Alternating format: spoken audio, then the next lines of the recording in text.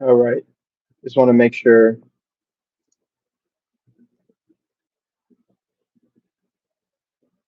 Want to make sure I can be heard. Um,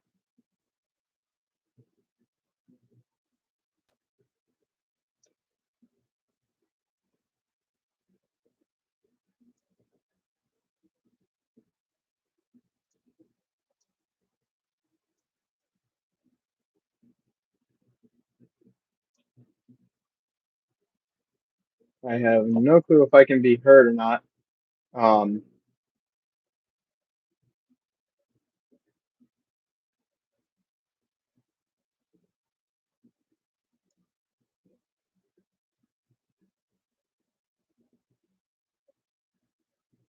okay. Give me one moment.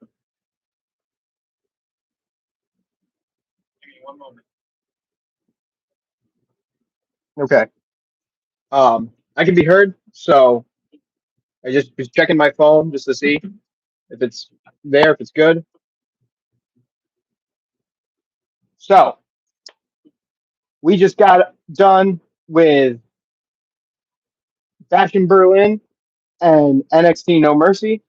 So we are now headed to Bad Blood, October 5th in Atlanta, Georgia, the State Farm Arena. I know I was supposed to do it yesterday, the stream. I usually do the stream, or the video on Saturday, but, or sorry, Sunday. But again, personal emergency. I'm not going to go into it. That's all you need to know. But here, doing something a little different. I've done this type of thing before where I've streamed on YouTube, camera from, of course, the laptop I have onto the monitor that I have right here. And what we are going to do is we are going to review Fashion Berlin and NXT No Mercy. Now, something kind of new. Obviously, I figured since they're all kind of intertwined into one, I figured I might as well just cover it all on this beautiful Labor Day. So you're most likely gonna see me look at the screen while I read the Bleacher Report and give you my take on what happened. So I just hope you're all, aware, caught up. That's what's gonna happen. I'm gonna be reading Bleacher Report's usage. So WWE Bash in Berlin, 2024 results, the winners, the live grades, yada yada yada. Obviously, shout out to Eric Beeston for writing this in the Bleacher Report. Championships. Maybe I can have it on two screens. Let's see. Hold on. I'll try to fizzle this out so I can see you guys or see myself and see me pop this up.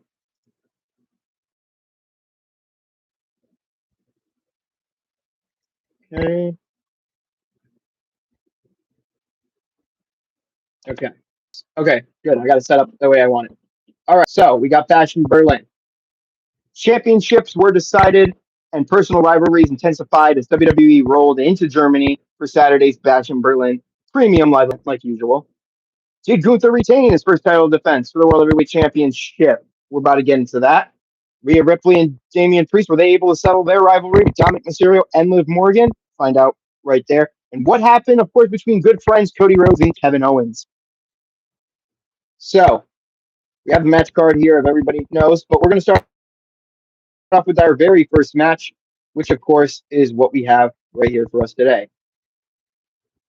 Kevin Owens versus Cody Rhodes kicked off our show. So I did predict in my predictions video on YouTube, if you guys have seen, Kevin Owens and Cody Rhodes retaining with the bold statement saying that Kevin Owens would turn heel. Now, at Bash in Berlin, Cody Rhodes did not turn heel, apparently, and unfortunately. Kevin Owens will hopefully have to turn heel to keep something fresh for Cody to do, because we cannot get another Solo versus Cody. I'm sorry. The whole point for Cody versus Solo was to get Roman Reigns back so that Solo can face Roman in this whole bloodline fiasco. For Cody Rhodes, on the other hand, his primary is to focus on his friendship, his bond, the betrayal, and the downward spiral that is Kevin Owens. If I said Cody turns heel, I'm very sorry, because everybody needs to understand baby faces versus baby faces work in the sense that you can cheer for both sides, but you also have to find a reason to boo that one of those sides. You can't cheer for both sides. But yeah, I want this guy to win. Or, it should when a babyface versus babyface, you want a back and forth. You know what I mean? You want a back and forth cheering, like, ooh, I think he's gonna win, or yeah, you know what? Actually, I think he's gonna win. But in some ways, baby faces will turn heels. One loss is detrimental to a baby face's pride, and how you look at it is very, very different because you have different stories. That's the whole point of why I'm doing this. The 4 keys to storytelling. You can see my fingers.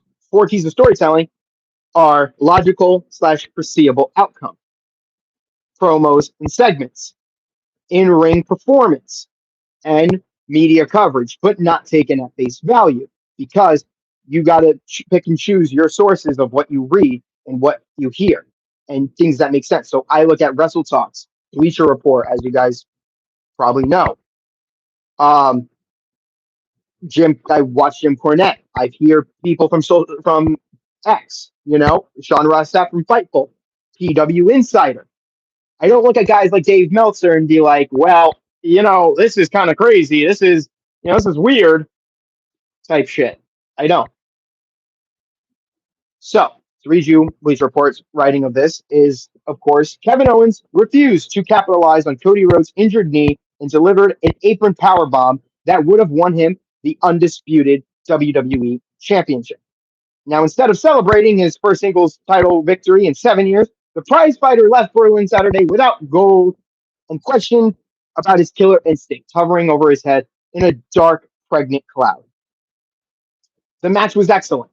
It went back and forth between two babyfaces that did not descend into formula.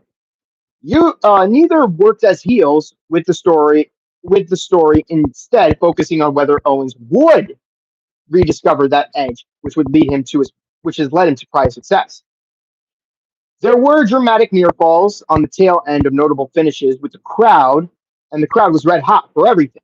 The biggest cheers, the biggest pops that were going on in this crowd. I got to shout out Germany for a minute because Germany and France have been the biggest and loudest crowd ever.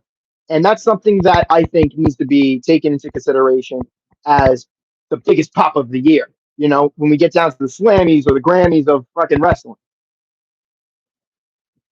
Including the senton that Rhodes countered. They were red hot for everything, including the senton that Rhodes countered by getting his knees up and hit 3 and hit across Rhodes. That ended Owens' championship quest.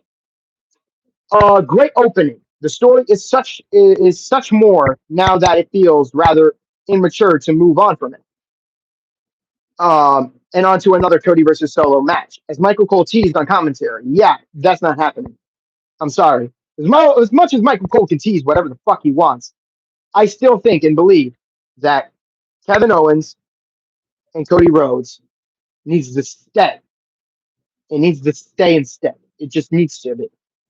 Because if you don't do that, there's a fucking problem. There's a big fucking problem. There's a problem with doing Solo and Cody again with something that I think would be a follow-up with Kevin Owens turning heel on Cody Rhodes and having a first blood match at Bad Blood. Now you tell me that doesn't seem fire. Because I think it does. A fantastic opening. The story is such more now that it feels rather intimate to move on from it. Obviously, Cody and Solo should not happen.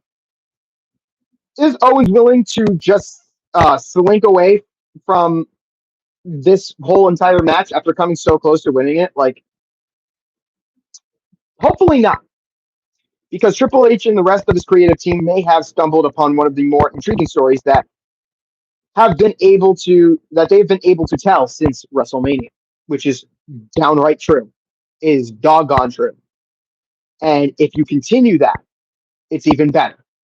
You get Cody Rhodes and Kevin Owens in a first blood match, you intensify how personal it becomes. That's the whole point of why, like, that's the whole point of why there should be another match between Kevin and Cody. The intensity of the feud. And it can only get intensified after what we see. So on SmackDown, hopefully this week, Kevin Owens turns heel on Cody Rhodes. Because if not, we got a problem. Especially if it doesn't happen sooner rather than later. Cody Rhodes defeated Kevin Owens to retain the title in a fun opening match. We'll say that.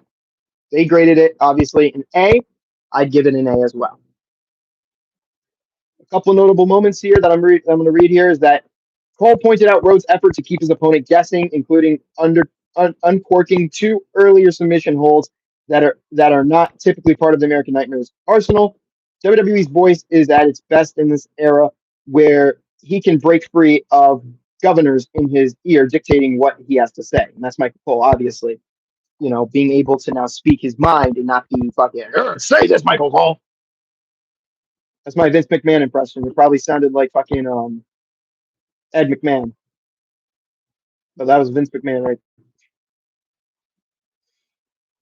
We move on to the women's tag team championships, as it was Alba Fire and Isla Dawn taking on Bianca Belair and Jade Cargill. And this is a prediction I had gotten wrong. And when I get predictions wrong, I have to explain myself. I always tend to explain myself. When I'm wrong, I like to explain myself and explain WWE's decision in this. Now, there will be critics. I'm going to tell you that right now. There will be critics. But do not underestimate these critics. All right? I'm one of those critics who are trying to benefit who's trying to benefit the best for what I watch on TV, which is professional wrestling, which I have been watching for more than 10 fucking years. And I take it with heart. I take it with passion when things make sense. When it comes to this match, though, there was no reason other than over pushing Bianca and Jade Cargill as a tag team. This is one of my big fucking problems with Bianca and Jade as a tag team. They first off were drafted as single superstars. That's one. Second, Jade and Bianca did capture the women's tag team titles. If you were going to take them off of them, why in the fuck? Like, again, this goes back to Clash of the Castle. If you were going to take it off of them to put it right back on them, what was the point of taking it off of them in the first place? Other than because the Unholy Union are Scottish and we were at a Scottish pay-per-view. Here's some statistics I want to bring up to you for the Unholy Union's title run. 2 months. 2 months and about maybe a week or so. 77 days. 3. Could say 4. I don't know. I forget the NXT I watched. There was an NXT I watched where they had a tag team title match. Or so I think. I'm not sure. It was against Last Legend and fucking I don't even know their names on NXT, honestly. But 3 title defenses that I'm counting. The one against the one here, of course. The one on Raw in the triple threat tag team match. And one on SmackDown with Bianca and Jade where it ended in disqualification because of Blair Davenport.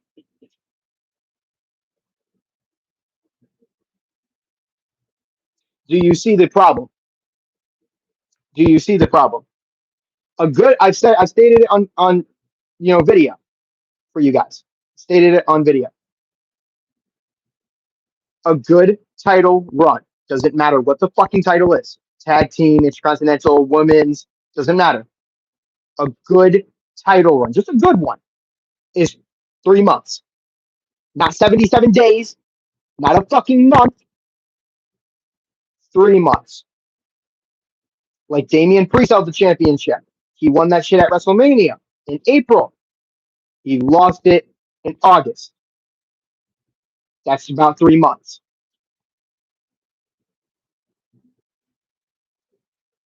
Sami Zayn with the Intercontinental Championship. Won it at WrestleMania in April. Lost it in August. 3 months. Those were good title runs. This is not a good title run.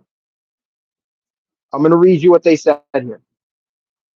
This was a lengthy match that highlighted the women's tag team division, which has received a boost creatively from Triple H and Co. In recent weeks, it featured Fire and Dawn isolating Belair for the majority of the middle portion of the contest and cutting off any attempt to tag in Cargill. By the time the ESC of WWE made the tag, Cargill exploded into the match, intensifying the action and upping the urgency. A late save in which she pulled Belair out of the way and allowed Fire to crash into the waiting knees of her tag team partner, setting up the finish. At this point, there are more heels in the women's tag team division, and the creative team must find the prospect of using Belair and Cargill across Monday Night Raw and Friday Night SmackDown appealing. There was an argument to be made for keeping the belts on the Unholy Union, but it's understandable why the decision was made to go in favor of the baby faces. Now, one thing I want to point out here is the number 5. That's how many women's tag teams there are, excluding NXT. On the main roster right now, there are 5. Damage Control is the babyface group now. You have Shayna Baszler and Zoe Starks. They're heels with Sonya Deville. You have Piper Nivens and Chelsea Green, who are doing Jack on SmackDown. You have the Unholy Union, and then you have them.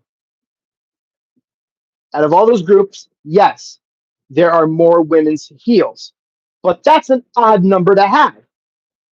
Personally, to me, and WWE should consider this, is 6 tag teams. 6 tag teams on each fucking brand, so it's even split. You have even baby faces, or maybe you'll see in the camera, and you have 3 heels and 3 baby face teams.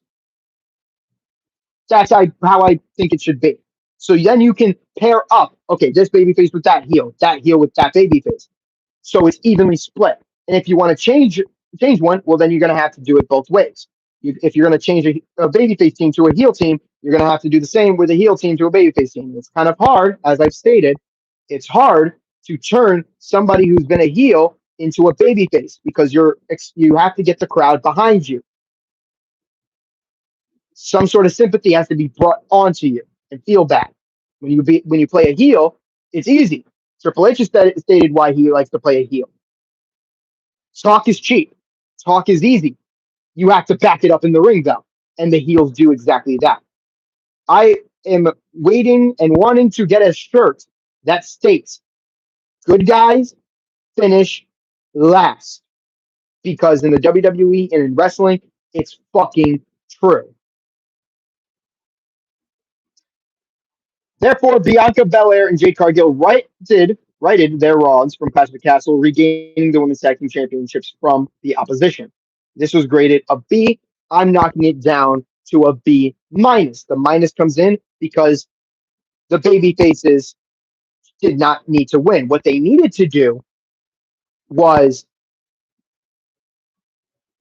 put them within the women's championship division to help further Nia Jax and take that belt off of her. Because a strong, dominant heel needs a strong baby face. I want a comparison. Great Khali and Batista. Great Khali and The Undertaker. Great Khali and Kane. Nia Jax, the women's division, no different. No different. Kane and Batista. Undertaker and Batista. You need somebody bigger versus somebody stronger. Nia Jax is bigger. Jade Cargill and Bianca Belair are stronger. There was a cool spot in this match where Fire cut off Bianca's attempt at a hot tag by delivering a tornado DDT that saw her kick the Storm off the apron. One thing I agree here too, though, is Belair might be the best worker in the women's division today. Her growth since that first championship win in 2021 is undeniable. And I can agree to that. I can attest to that. I've seen 2021 at its worst. I've seen 2020 at its best, at its worst. I'm about to say best. There's nothing good about 2020. Fuck that. So, of course, also Fire repeatedly nursed her knee. Hopefully, she is okay and not injured in a significant way here on this review podcast show, whatever you want to call it. Me and my cousin will make fun of the wrestlers. I will make fun of the wrestlers in any way. But when it comes to the health of the wrestlers, I care deeply about their health and their condition. I'm about to say circumstance. But yeah, that's one match that to me did not make sense to my keys. But again, it's not about my keys. I've never said I was accurate in my predictions, so don't take me seriously. Don't just take my word for it.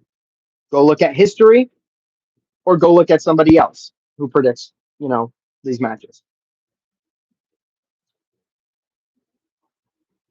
Drew McIntyre versus CM Punk. My prediction was CM Punk wins. Drew McIntyre outsmarts him. In some way, he sort of did. In some way, Drew McIntyre did. But at the same time, he really didn't. So that prediction is, thrown out. But I said CM Punk would win. They were in a strap match. Now, I want to kind of mention this before I go forward. There's a difference between a strap match and a traditional strap match. When we talk about a strap match, there are two versions that we have. You have its traditional version and its original version. What's the difference? The traditional version, I don't know if I said version. Version, I get that word mixed up with virgin all the time. If you do it, it's okay. The traditional version is just a 101 match where you have to win by pinfalls. And the original is the one they had here. You tap all four corners. I'm about to say, I'm thinking of TNA. You tap all four corners to win this match. There's no pinfalls. There's no submissions. There never been submissions. So the rivalry between CM Punk and Drew McIntyre wrote its latest chapter Saturday in a strap match won by the former as he avenged months of taunting and torment at the hands of the Scottish Warrior. The best in the world accomplished the feat by absorbing tremendous punishment, delivering 4 GTSs, achieving the bracelet with the name of his wife and dog on it, and tapping all 4 corners.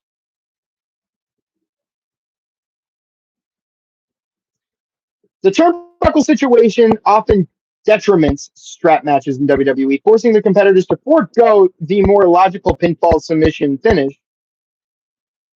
So just kind of remember that too. That, again, this is a original strap match, not a traditional. There were times during the match where that was the case, but for the most part, Punk and McIntyre delivered an appropriately physical, hard-hitting match that gave the babyface the much-needed victory and hopefully meant the end of the bracelet side story. Punk shined brightly with a strong performance that he can build on as his return to the ring continues. McIntyre sold it like a champ, eating each go to sleep.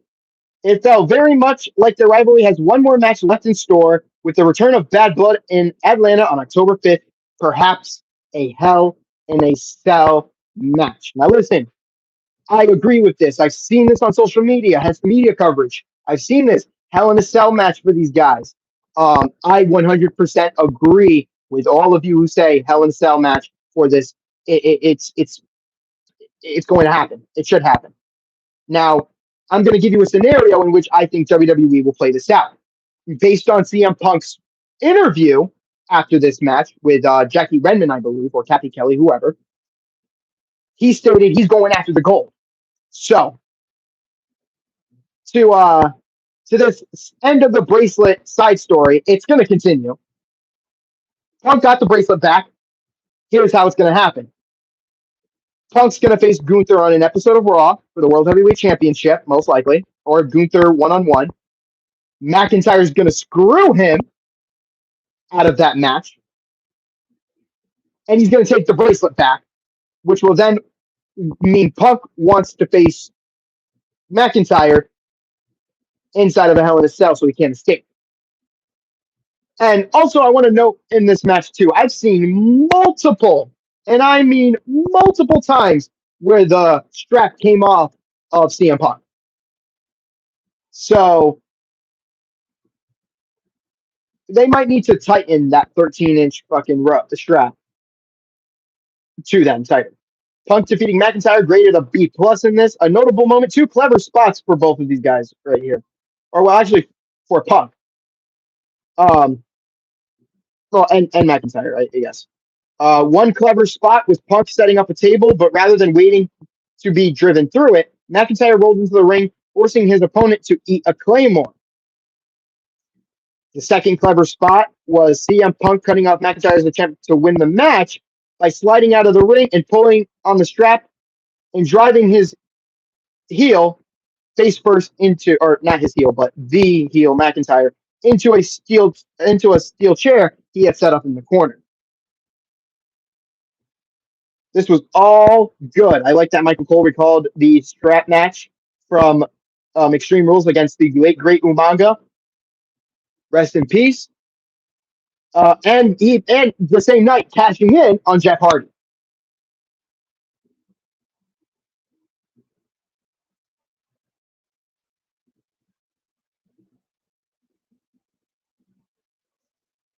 Dominic Mysterio and Liv Morgan lost against the Terror Twins. Now, I predicted Dominic and Liv to win. They lost. WWE doesn't really showcase much tag team matches on a pay-per-view, so I'm not surprised. But this one, and this is one I can say, though I got wrong, how WWE booked it and the ending made sense. And I didn't think about that. So, note to self and note to future you, put it afro, Carlito. I'm just talking to myself in the fucking future, in the tense.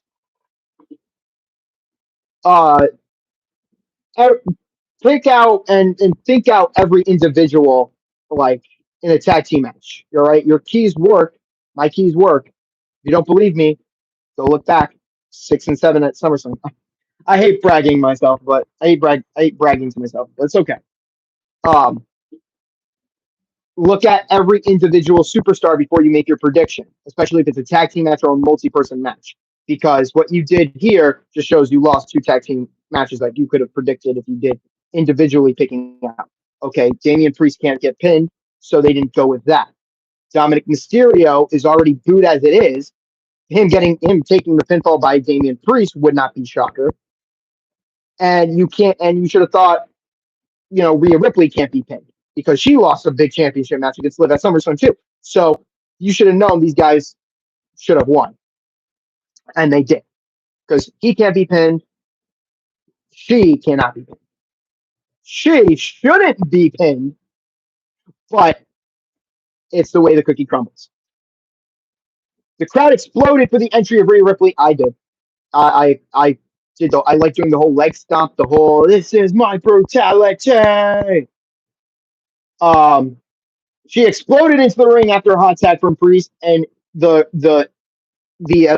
loud noises came about and grew in Germany. So Germany, keep doing what you do for events like this, man. It's great.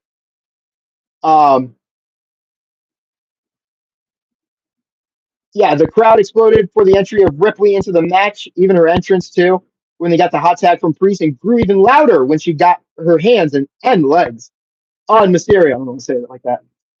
The Taylor twins appeared to be en route to a dominant victory late in the match, only for the remaining Judgment Day members, JD McDonough, Carlito, and Finn Balor, who I did predict would get involved because of the numbers games. It always happens. When you've got a whole big group, they're going to come out and try to stop and prevent this.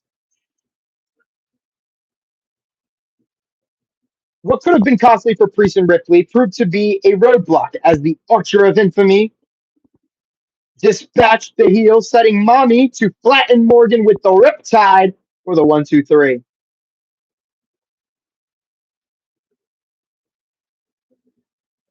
Now, of course, they did avenge, and that's one of the things I did say in my predictions, is them winning here avenges their SummerSlam losses, especially because of Liv Morgan and Dominic and because of Finn Balor.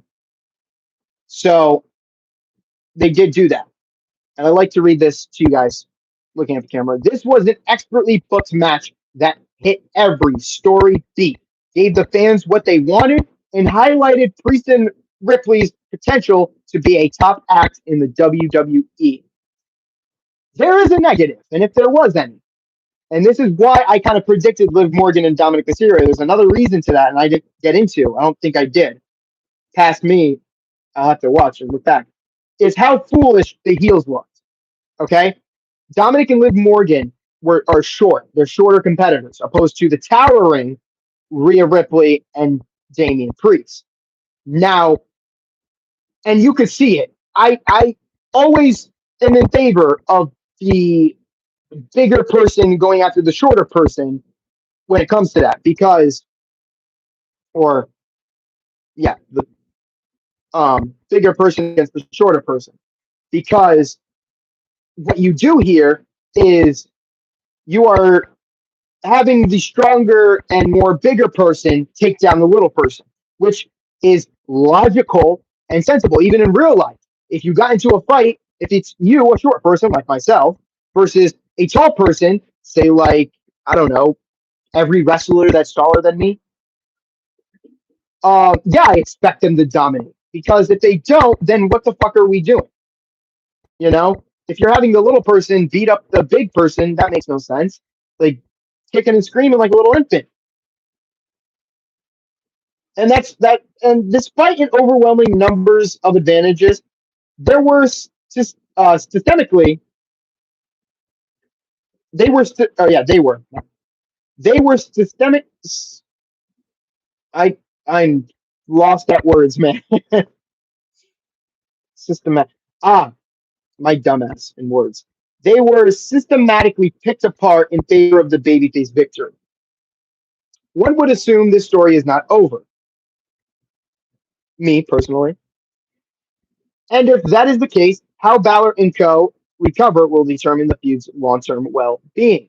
For now, this is an effective showcase for Priest and Ripley as they embark on a run as one of the most popular acts on the main roster. Graded in A, Ripley and Priest defeated Mysterio and Liv Morgan, and I agree with that grading. Bleacher Report. Eric Beeston, support you, man. Bleacher Report, going great.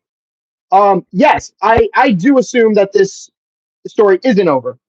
And how they did it is very well. You have Damian Priest go and take on Finn Balor and deal with the other members, while Rhea Ripley will get that World Heavyweight Championship rematch against Liv Morgan, hopefully at Bad Blood, which will be nice. Finn Balor and Damian Priest will probably be the end game of the match. I mean, Damian Priest might want to fend off maybe a tag team match or so with JD and Carlito at some point. You know, whatever they go with, man, whatever they go with.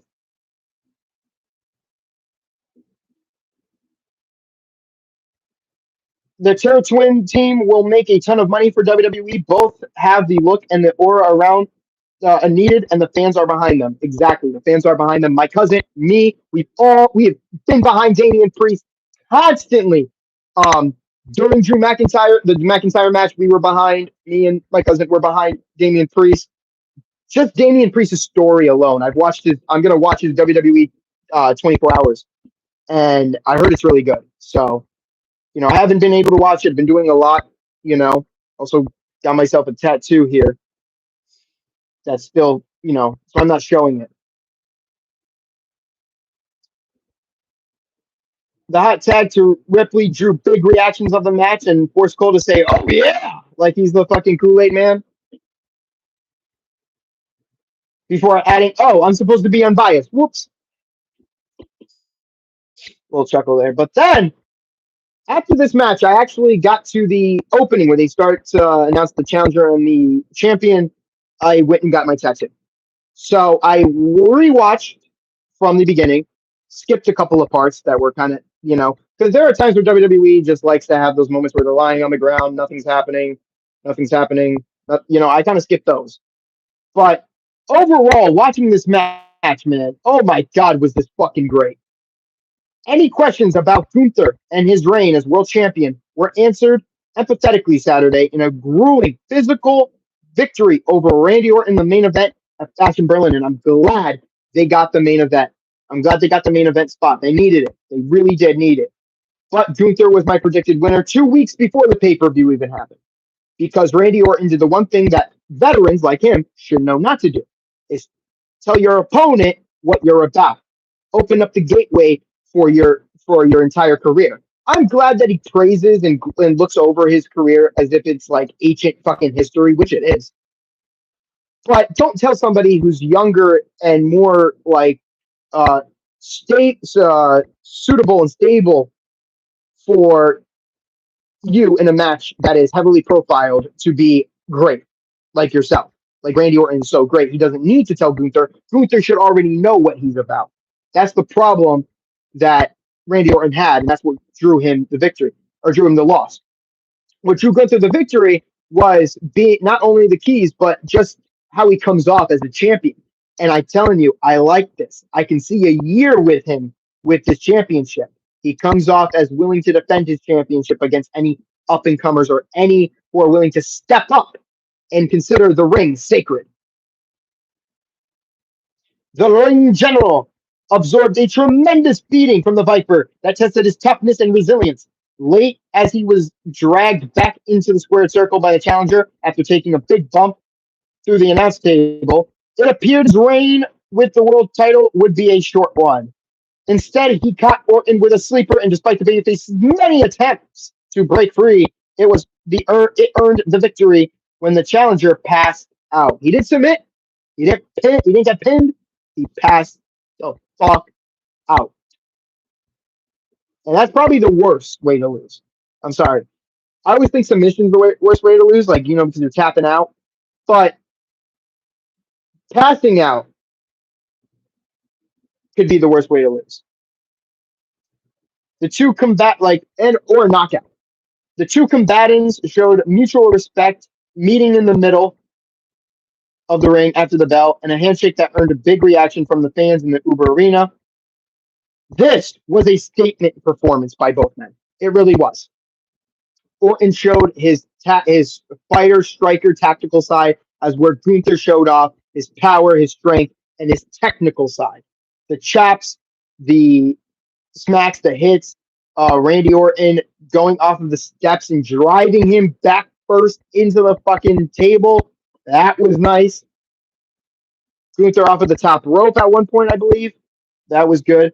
For Gunther, it was a declaration that he belongs in the main event. It is a champion who is here to stay. For Orton, it was a reminder that he is one of the best wrestlers ever. Do not forget that, Orton. You are one of the best. Just don't tell younger guys like Gunther your backstory. Okay? They should know what you're about. Gunther defeated Orton in an A-graded match. Now, one of my favorite things where I cheered, yes! Gunther's pop was great, but the reaction of Ludwig Kaiser with the hand me the microphone, and introducing Gunther, that was fucking perfect. That was perfect. Randy dropped an F-bomb, sell of Gunther's chops, said all it needed to about the pain one must endure anytime they step foot into the squared circle with the world champion. Now the title holder tried to deliver a power bomb more than twice. Did three times. Got up, went down. Got up, went down. Third time, lifted his ass up and power bombed him for 2 count. And I think I already said Orton delivered a side suplex off the steel steps through the announce table, which was again great. For the overall grade of the show, outside of WrestleMania, this might have been the best WWE PLE of the year, with Rhodes and Owens setting the tone for this title match to kick things off. To, of course, Punk and McIntyre meeting in the middle, and of course, Gunther and Orton both bringing the physicality to the match. With, of course, Ripley and Priest thriving amongst amid the enormous reaction to win over the Gardner their win over Mysterio and Morgan. Everything hit. The show's pace was better and nothing felt wasted. Though there are questions about the booking, however, and how it will affect things in the long term, and infinitively, it is not near enough for the strap match stipulation to go away. But this was an excellent show, and further props that second PLE pay-per-views or live events should stick to smaller cards and compact the run times. Like for instance, for WrestleMania, I've noticed or SummerSlam, I noticed they were kind of on point with their run times. So this whole thing was graded an A, and I agree. This pay-per-view was amazing, or PLE was amazing. There was nothing, like right here. I like it. Everything hit. The show's pace was better, and nothing felt wasted. Exactly how it should be.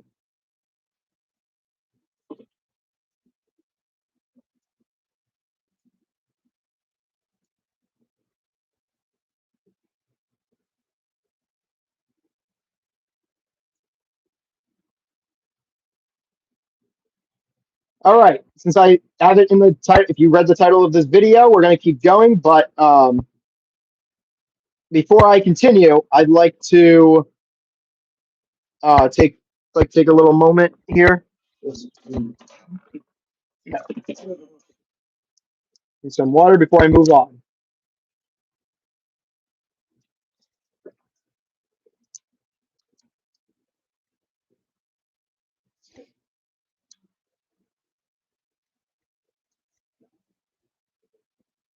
Shout out to Kevin Berg for this review, report, reaction, live gradings, winners, results for NXT No Mercy 2024. Yeah, I figured I'd do it here just to show everyone like we do. So I do somewhat care a little bit about NXT and where they're going in a route of hopefully collabing with TNA for a pay-per-view or PLE. So hopefully that's in the works.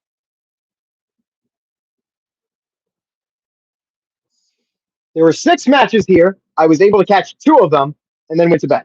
So I didn't catch anything else. So just stick with me, okay? I'm going to explain everything. We had, of course, Chase U, ladies and gentlemen. I think I'm doing it wrong.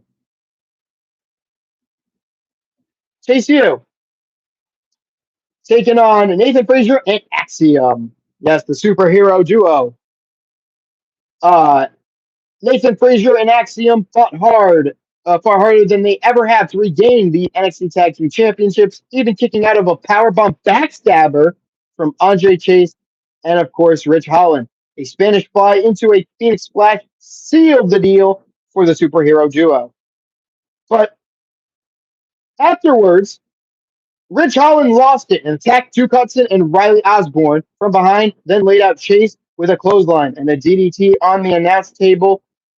Chase had to be stretchered out while Thea Hale cried.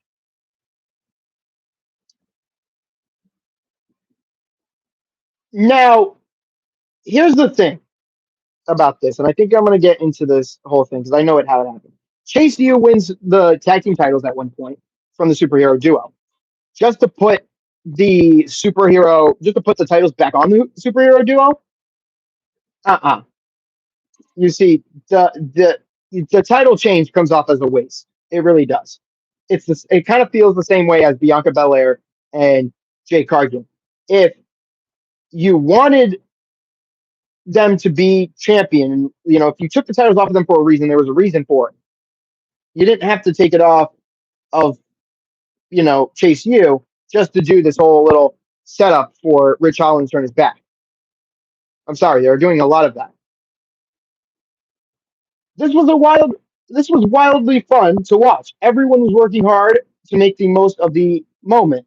It was it was certainly a spot fest, but it was one that would be tough to match for X. I don't know. The wording is off. It was certainly a spot fest, but it was one that would be tough to match for Exceed or to exceed for the rest of the night. I think they meant to say two. There were story opportunities not played out in this contest. The Supersonic duo kept struggling with communication despite support supposedly getting on the same page. It's time to move on from that angle. Holland never tried to cheat despite his previous teases. That was an easy layup that could have been better explained. That could have better explained the heel turn, especially if Hudson got in the way. NXT teased the heel turn again and again with Holland until it was much easier to root for his redemption. Turning him at this moment makes little sense and hurts what good will he have have had built within Chase U. The opportunity of finally running with Chase U disappears into dust once again. Frazier and Axiom is a phenomenal tag team and will do well with the gold, but both title changes coming off of them and then now back onto them makes no sense and it comes off as a waste. So Frazier and Axiom win. This is a B minus, but and a complete fuck, a complete fail for the bucket.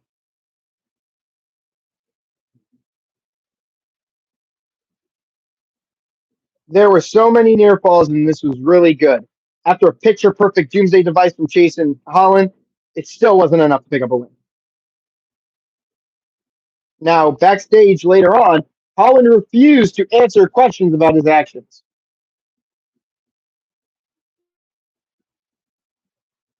There were some great moments in that match, or in this match.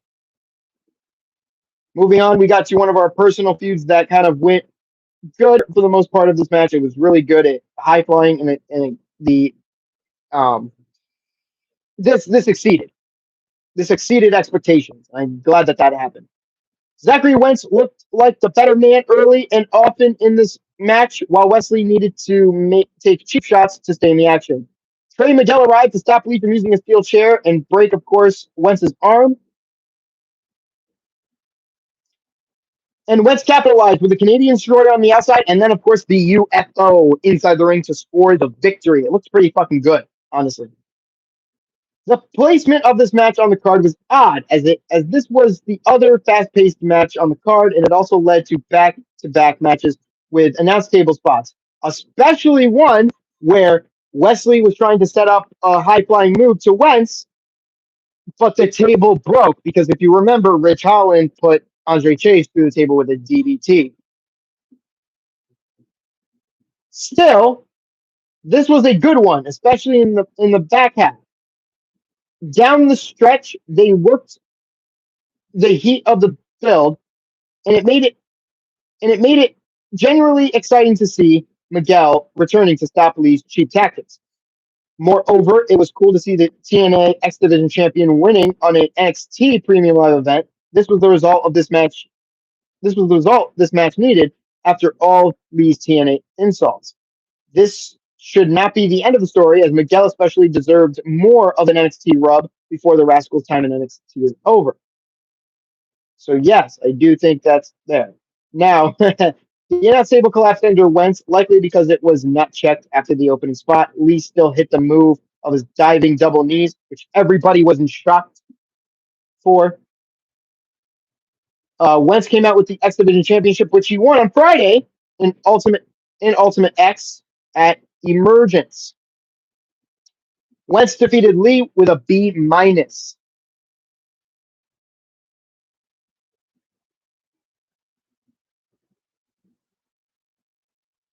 Kalani Jordan fought through the best. Oh yeah, we got Kalani Jordan defending the women's North American Championship against Wendy Chu.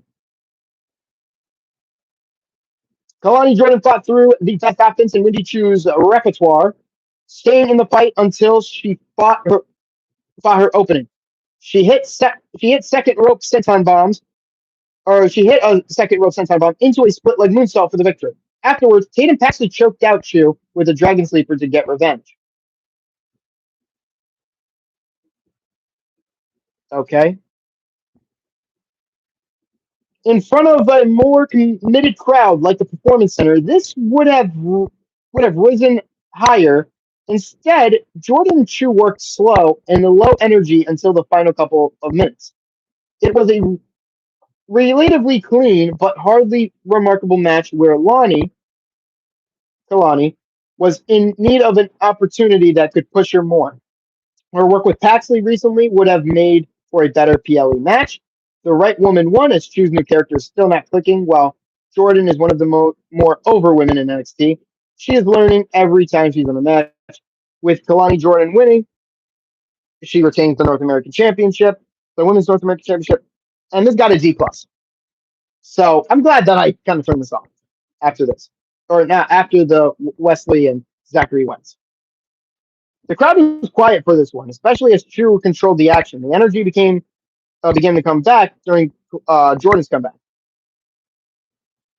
Hopefully, this was exciting because this is something I should have really saw. North American Championship was up next with Oba Femi versus, of course, Tony D'Angelo.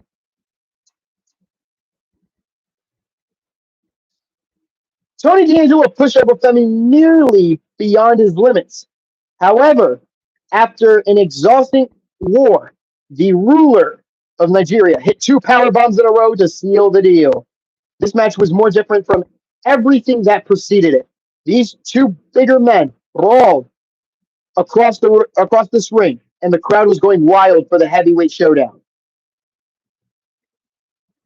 The juxtaposition, or probably maybe saying it very wrong, from the earlier fast-paced action paid off and made this feel big time. The final near falls were genuinely wild and landed with a crowd explosion. Once again, Femi is one of NXT's biggest stars, and D'Angelo gave him the perfect test. The ruler looked like a main event act against a man that should be on the main roster sooner rather than later, which I agree.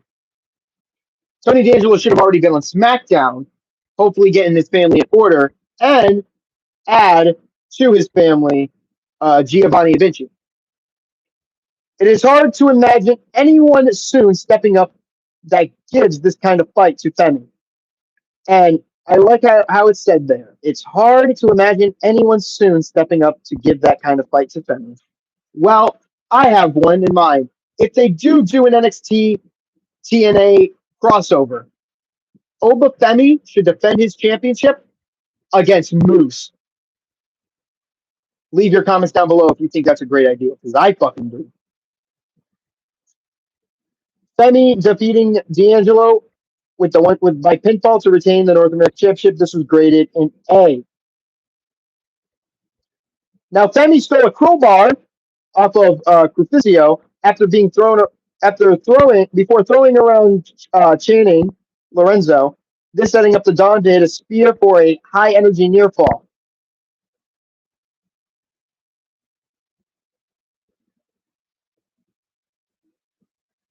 We then, of course, got our women's NXT Championship match between Roxanne Perez and Jada Parker.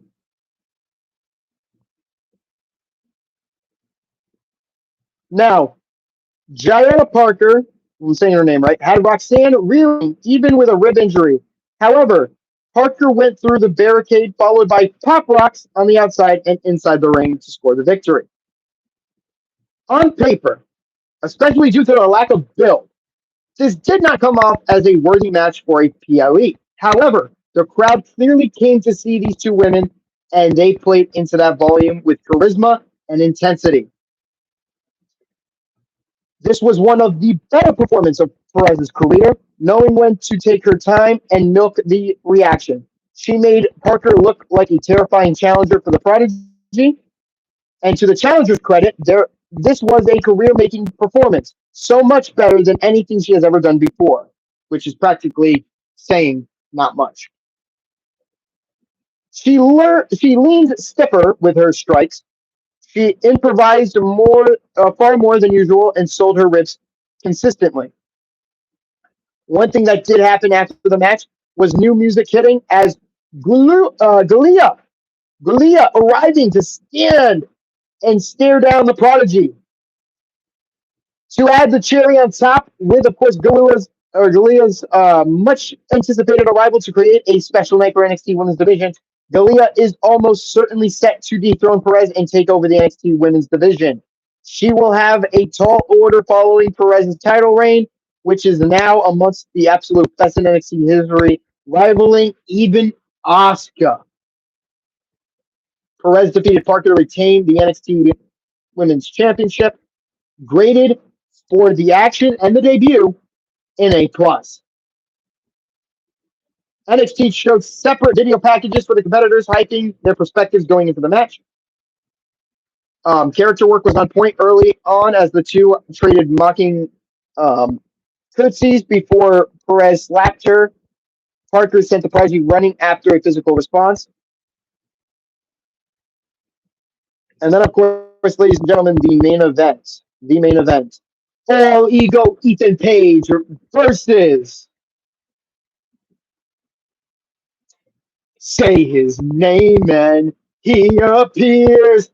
I believe in Joe Hendry. I believe in Joe Hendry. Yes, Joe Hendry and Ethan Page for the NXT Championship with Trick Williams as the special guest referee. Trick Williams lives up to his word, calling it down the middle, even after he got hit by All Ego Ethan Page. He missed Page hitting a low blow onto Joe Hendry to secure the win, but not after hitting the Ego's edge.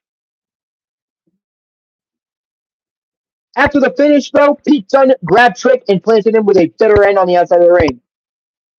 A Hendry win seemed impossible just a few weeks ago, but the absolute crowd devotion to the underdog has steadily made the impossible feel possible. It was the perfect stipulation on his slogan. Joe Hendry made everyone believe. It just was not to be on this night, though. This was the best NXT Championship match since Ilya Dragunov was in the picture. Wow. That is saying a lot there. And it was completely different than anything NXT has done in a long time.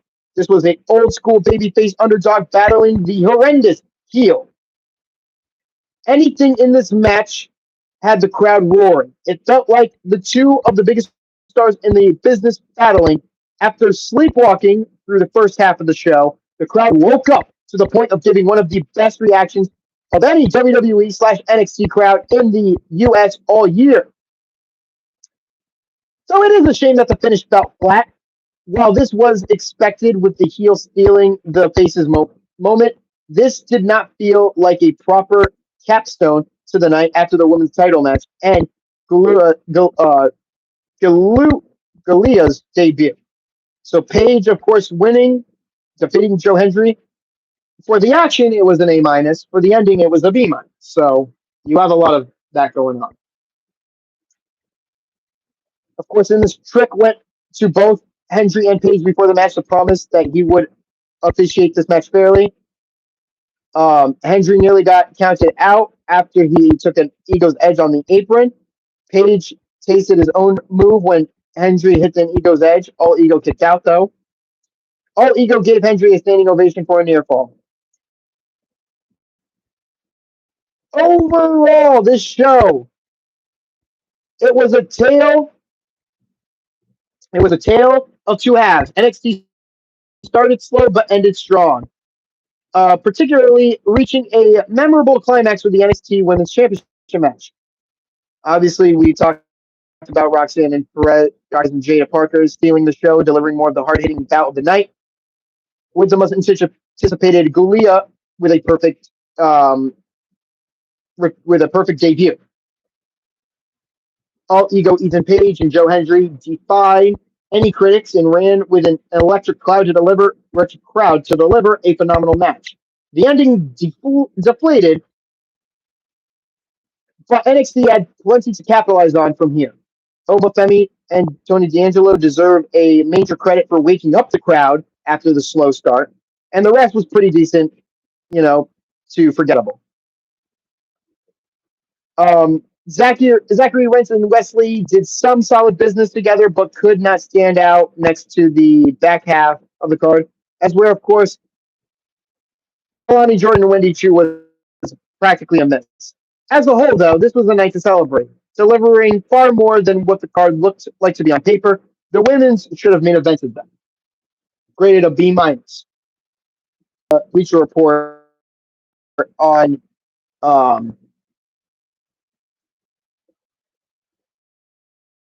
NXT, ladies and gentlemen. So everything on the WWE right now is looking solid. There's nothing that I can say that's going to take. That's not going to happen until we see. We have to see what's going to happen. Of course, we have today's Monday Night Raw, and we got Bad Blood set up in October. So that is a lot of things that is going on. I did also want to mention one other thing that is very surprising to maybe whoever watches this, WWE, any audience who wants to hear the review and the results of course, NXT No Mercy and Bash in Berlin. More over Bash in Berlin. Because my keys work for the main roster of the WWE and for just the WWE in general. NXT, it would be more of more developmental, so my keys probably would not work under the circumstances that we're looking at, in-ring performance and all that. But they work for single superstars. So something to kind of keep in mind for a bit thing. The thing I wanted to mention to kind of on the stream, since it is Labor Day, and I had to review this show, is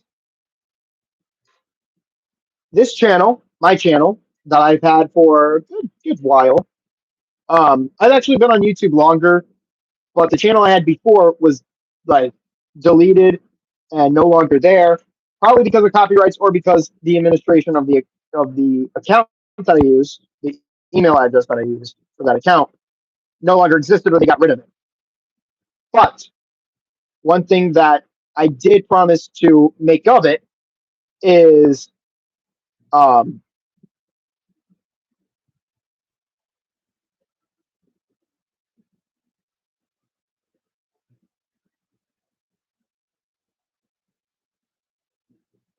on, guys, give me a second.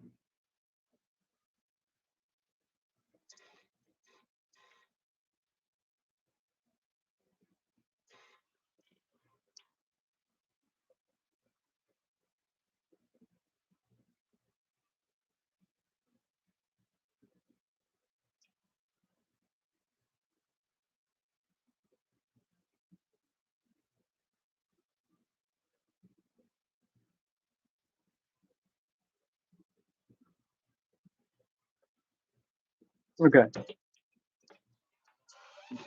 For this channel, this is a kind of an major update for this channel heading into 2025. I want to kind of explain myself in this entire kind of, and this is a review. I want to explain myself here for anything. So this channel will be changed completely changing everything. Yes, if you look, I'm in the basement, but I'm in like the other half of the basement, which I have like a wall and everything set up. My bureau, of course, set up very differently than how you see it. But this will be kind of the setup I have when we get to 2025 and we do Raw reviews and SmackDown reviews and SmackDown summaries and PLEs and pay-per-views, all of that. So I'm trying to get easily set up and kind of I'm trying to get everything set up and ready for when that year comes. Because in 2025, this channel will be a review channel for anybody wondering. So all of the big videos that I have, honestly, I'll keep up some of the videos. I keep up some videos that I want to keep. I know a lot of people like the Super Showdown. The WWE card when we first started on 2K, Elite 2K22. So I'll keep that up, or I'll keep up things that I did before previously. Kind of reference old videos. But for now, this will turn into my official channel on YouTube. Will turn into a review channel, and I kind of want to break down the scheduling and how that's going to happen. So I have it here. Let me just pull it up and talk to you guys about this.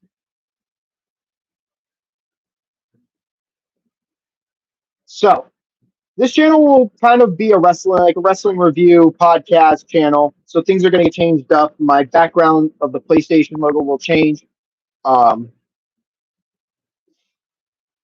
will go into depth when we first start doing it. When we get to the Netflix era of WWE, I'll talk about more of the 4 keys to storytelling, which you guys have heard me talk about before.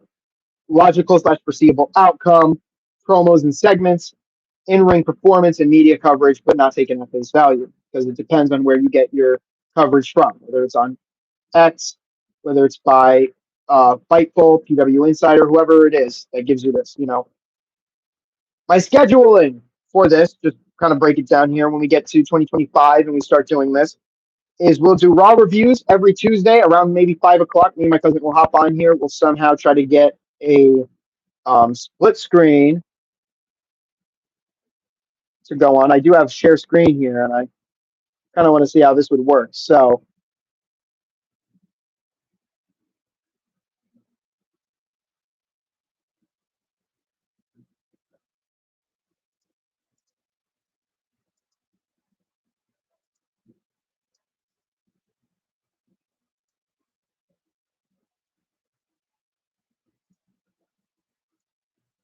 let me just show you guys right now what I got. So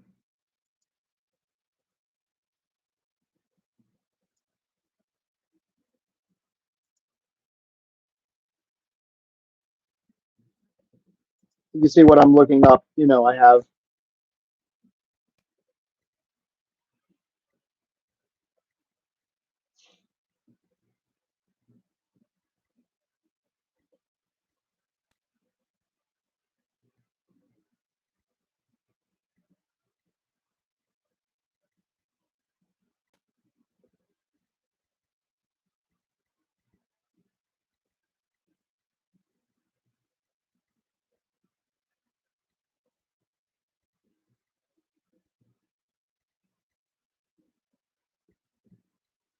Okay, I don't think it worked. I don't think my sharing screen worked. But anyway, um, I'll try to figure out something there. But me and my cousin will be reviewing Raw. And if there are days where my cousin can't, make the streams, um,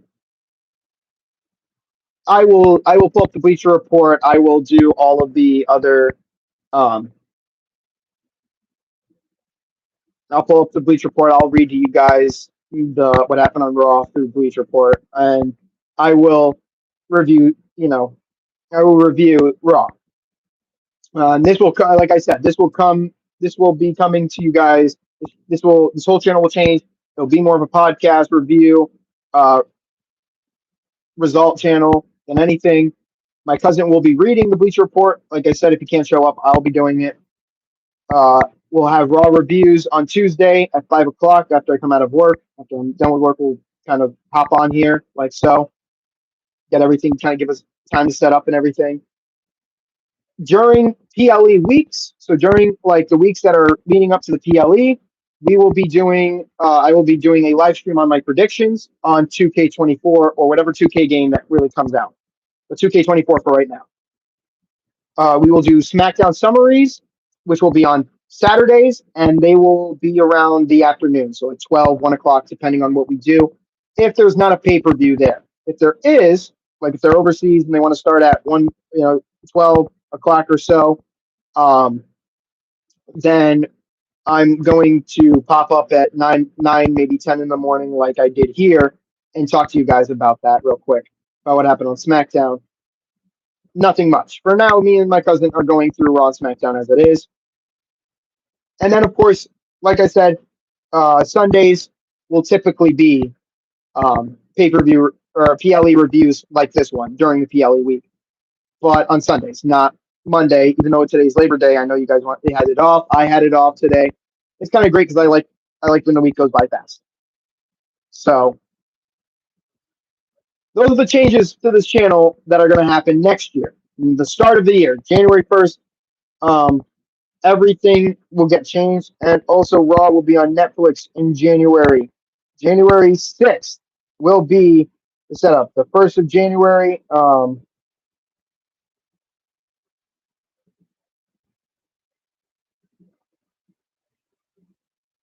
that is typically what it will be. That's typically what it will be.